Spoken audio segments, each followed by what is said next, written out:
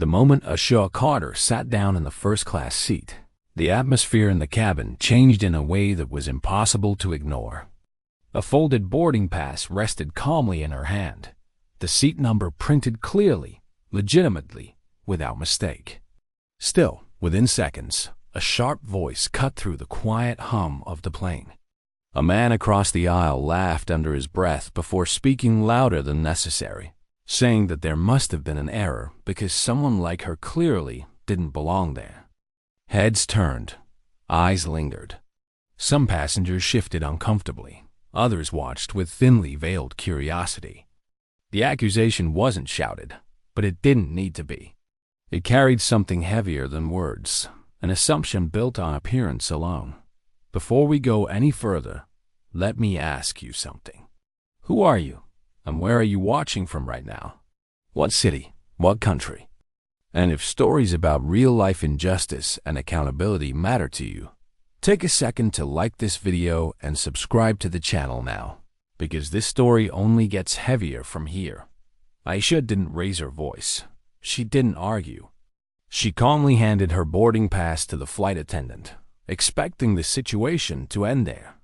It didn't. The man, Thomas Whitmore, leaned back with a smug certainty that came from years of being believed without question. He complained about standards, about comfort, about how first class was meant for a certain type of passenger. The flight attendant hesitated, glanced between them, then called over her supervisor. Instead of defending the truth printed on the ticket, they chose the path of least resistance. They asked Aisha if she would consider moving to economy to keep the peace. It wasn't framed as discrimination. It was framed as convenience, as calm, as sacrifice for the greater good. Aisha refused, still composed, still respectful, because she had paid for that seat and had done nothing wrong. The tension escalated. Thomas mentioned filing a complaint, hinted at connections, implied consequences. The delay began to frustrate other passengers. The unspoken pressure mounted, and eventually, Aisha was escorted out of first class despite being right. Phones were raised. Clips were recorded. What the internet would later see was a short video of a black woman being removed from first class while a white man sat comfortably behind her, shaking his head as if justice had been served. What the internet did not see was the truth. By the time the plane took off, Aisha was seated in economy, staring forward, absorbing the familiar sting of being publicly diminished. She didn't cry. She didn't complain. She reminded herself that dignity didn't require permission. But the damage had already been done. By the next morning, the video had spread. Comments poured in, some sympathetic, many cruel, all loud. Her employer saw it too. Instead of asking what happened, instead of investigating, they called her into a meeting. The language was polished and careful. They spoke about professionalism, about brand image, about how her presence in a viral incident had created unwanted attention. They said she should have de-escalated. They said perception mattered more than facts.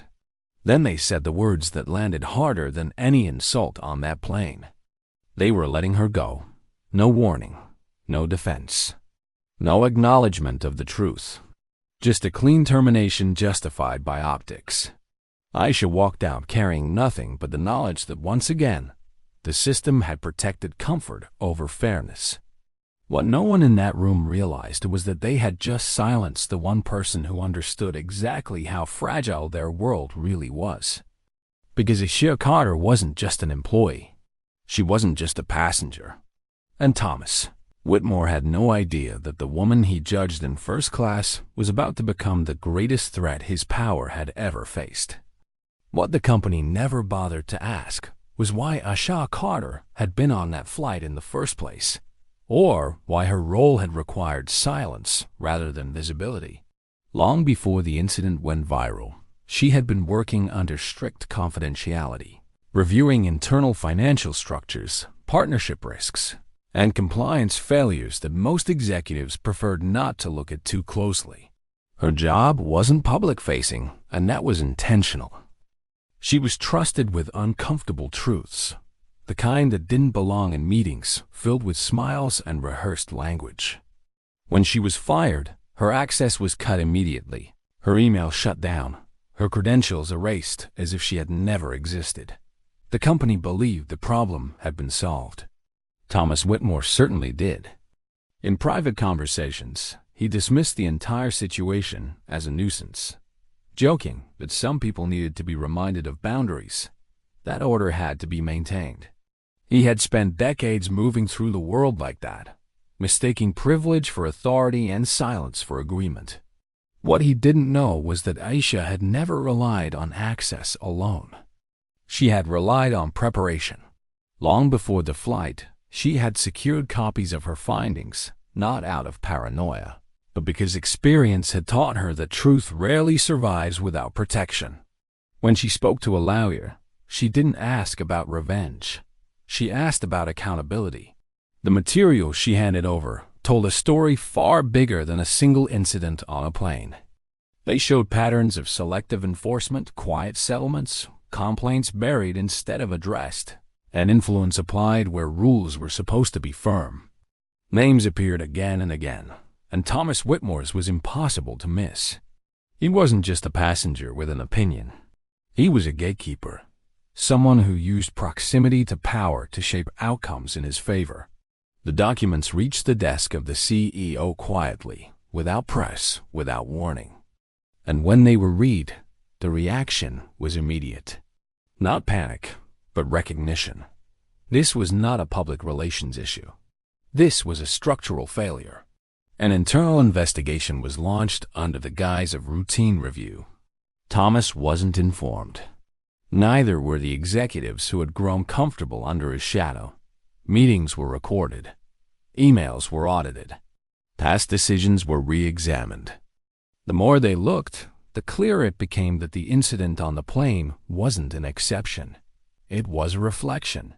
Meanwhile, Thomas continued his life as usual, attending dinners, offering opinions, assuming his position was untouchable.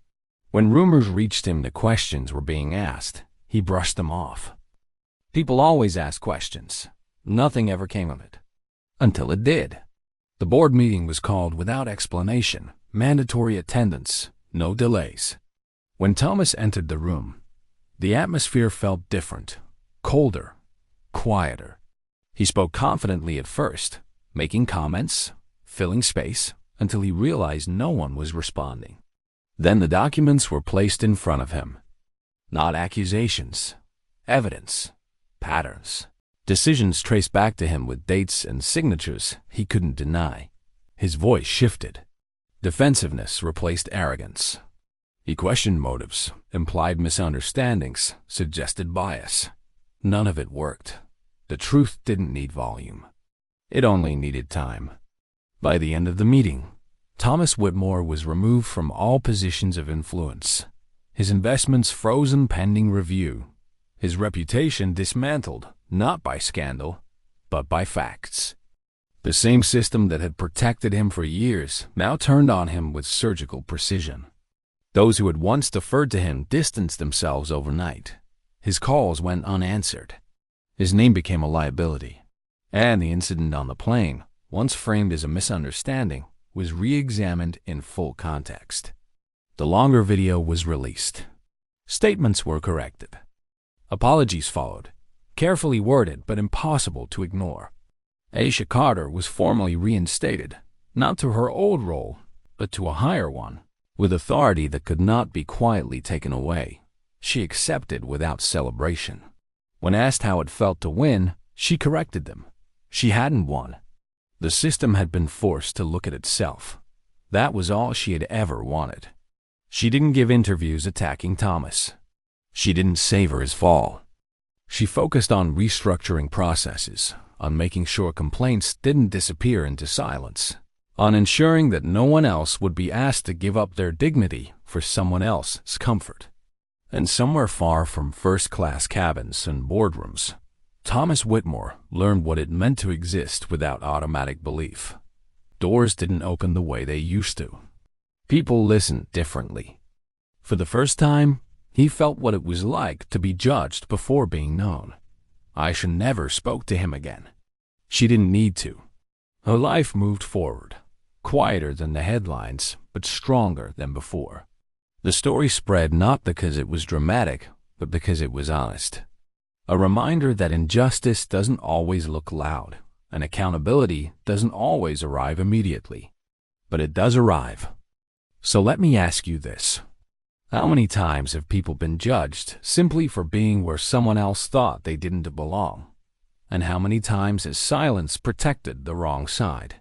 If this story made you think, if it reminded you that character matters even when no one seems to be watching, take a moment to support the channel by liking this video and subscribing for more real stories about justice, power, and the quiet moments that change everything.